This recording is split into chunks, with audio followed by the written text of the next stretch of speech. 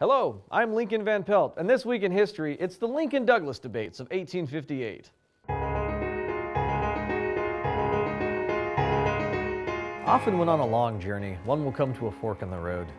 Down one side of that fork walk men who look like this, and this, a little of this, that, some of that. And on the other side of the fork are men who look like this, and this.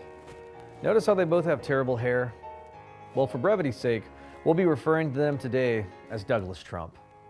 The Great Debates were a series of 7 debates between Abraham Lincoln, the Republican candidate for Senate from Illinois, and Stephen Douglas, the incumbent Democratic candidate from Illinois, who also owned a cotton farm in Mississippi, which meant he also owned slaves in Mississippi.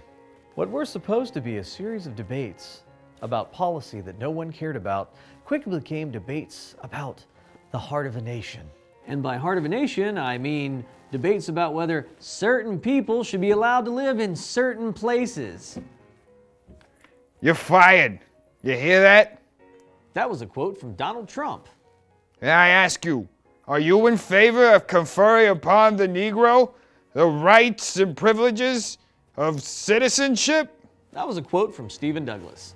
Do you desire to strike out of our state constitution that clause which keeps Mexicans and Arabs out of the state and allow the immigrants to flow in and cover your prairies with Islamic settlements?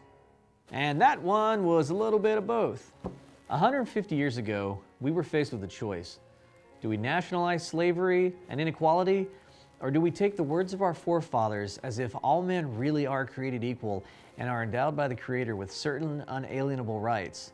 The rights to life, liberty, the pursuit of happiness, a Toyota hatchback? Let me tell you, I have all the unalienable rights.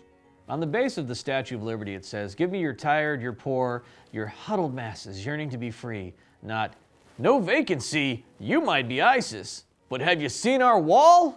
It's huge!" I will build a great wall, and nobody builds walls better than me, believe me. Last time we had this debate, it cost us over 750,000 American lives, a civil war, and a president. I'm hoping that this time, it'll cost us just one vote. Because while Douglas Trump's wall and policies may seem worth the price, the cost in humanity will be far greater. I'm Peter Van Pelt. That's been This Week in History. Oh my God. The wall's about me. I'm becoming self-aware.